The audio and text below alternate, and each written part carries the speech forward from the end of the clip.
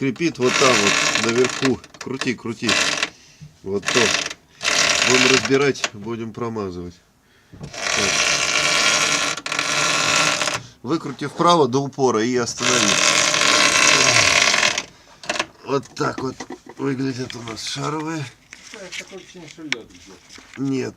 Такое ощущение, что просто никогда не смазывали. Вот так вот у нас выглядят шаровые. Ближе уже не получится. А с той стороны...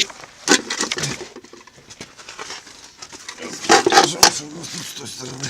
Давай, иди. Крути с этой стороны. Все то же самое.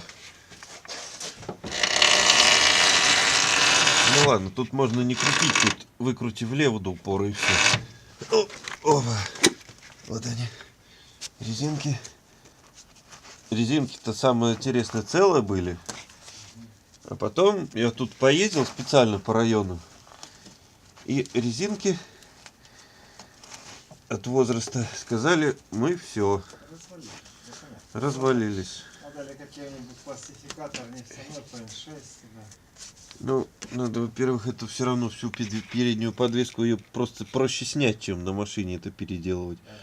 6 болтов откручиваются, и она отваливается. И все. С резиной таким, Чтобы не текло, да. В общем, тут не самое страшное.